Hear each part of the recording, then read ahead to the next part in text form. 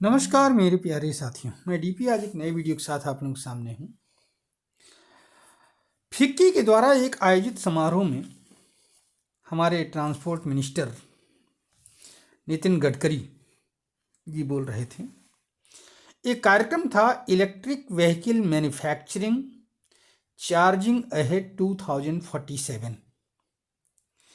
इनाम दिया गया था, फिक्की के द्वारा आयोजित समारोह था। इसमें बोलते हुए उन्होंने कुछ डाटाज दिए और इस डाटा में बहुत बड़ा अर्थ छिपा हुआ है। क्या क्या डाटा दिया? तो पहली बात तो उन्होंने ये बताया कि पहली बार इंडिया 4 मिलियन कार्स को सोल्ड किया है। ठीक है, इससे ये निष्कर्ष निकला कि फर्स्ट नंबर पर कार सेलिंग में है चाइना, सेकंड नंबर पर है यूएसए, इंडिया थर्ड नंबर पर आ गया जापान को पीछे करके कार सेलिंग में। पैसेंजर व्हीकल, इसमें ध्यान रखना पीवी की बात हो रही है, पैसेंजर व्हीकल की। ठीक है, अब इसमें कुछ और डाटा भी निकल करके आए। जैसे क्या निकल करके आया कि इलेक्ट्रिक व्हीकल के सेल में 2023 में 2021 के कंपेयर में 500% की ग्रोथ हुई है। अर्थात लोगों का इलेक्ट्रिक व्हीकल की तरफ रुझान बढ़ा है, ईवीज की तरफ, चाहे वो 4 व्हीलर हो चाहे 2 व्हीलर हो। और यह भी बताया गया कि एक जो स्टैटिस्टिकल एनालिसिस बताती है 2030 तक ये ग्रोथ रेट एवरेज 50% रहने वाली है। हर साल 50% बढ़ेगा। ठीक है, और इसके बेसिस पर इन्होंने डिक्लेयर किया कि भारत की क्षमता जो है वो क्या है, हम लीडिंग ग्लोबल हब बनने जा रहे हैं व्हीकल के मामले में। उम्मीद जताई गई कि एनुअल जो टारगेट हमारा होगा वो होगा 1 crore electric vehicle per year का, और 2030 तक हम इस सेक्टर में 5 करोड़ जॉब पैदा करेंगे। समझ रहे हैं? अच्छा, अगर ये पैसेंजर व्हीकल के मार्केट को देखा जाए, कार्स वगैरह की बात हो रही है यहाँ 4 व्हीलर की, तो अगर इसकी वैल्यू बेस्ड अगर हम देखें, एनालिसिस करें, तो ये 4 to 5 लाख करोड़ वैल्यू की है। और 4 नंबर के बेसिस पर देखें तो 4.1 मिलियन पैसेंजर कार हमने बेचा, सेल किया। अच्छा, एक बात और है कि 2022 में हम इसमें जो मान रहे हैं कि 3.8 मिलियन पैसेंजर व्हीकल बेचा था। अच्छा, इसके बेसिस पर अगर हम ग्रोथ का अंदाजा लगाएं 22 से 23 में, तो 8.3% का ग्रोथ हुआ है। समझ रहे हैं? इसी तरह से एसयूवी का सेल, एसयूवी का सेल ज़्यादा बढ़ा हुआ है पैसेंजर व्हीकल में। अगर हम ये जो स्पेशल यूटिलिटी व्हीकल होती है, बड़ी साइज की गाड़ी थोड़ी सी होती है, देखने में बढ़िया लगती है, तो ये जो है 42% 2002 में 42% थी टोटल व्हीकल, जो पैसेंजर व्हीकल जो टोटल बिकी है उसकी बेसिस पर एक एनालिसिस हो रही है कि 42% से बढ़ करके 48% हो गई है।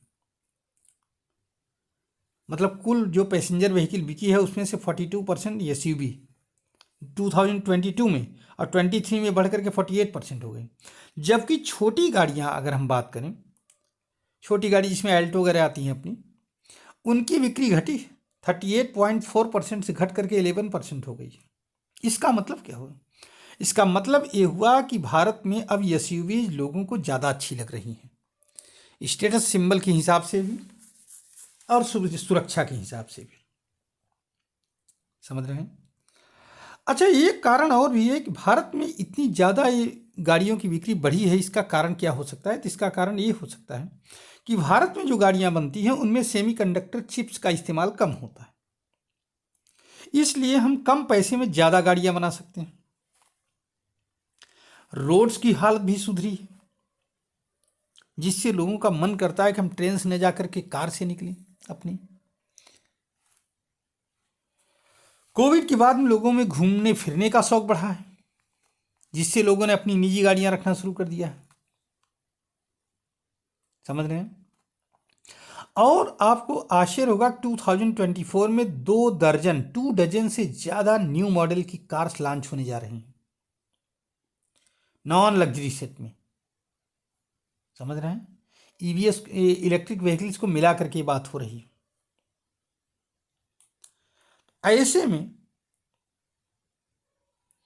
ये मार्केट ग्रोथ अगर बना रहे तो ठीक है, लेकिन इसका साइड इफेक्ट भी दिखेगा। शहरों में कंजेशन, आपने देखा होगा गलियां अक्सर जो है क्या होती हैं, लोगों की कारें खड़ी रहती हैं गली में। हाँ, गली अगर रोड कम चौड़ी है तो वहां कार को ले जाना ले आना भी मुश्किल काम है। तो इसका भी हमें ध्यान रखना पड़ेगा कि पार्किंग कहाँ होगी।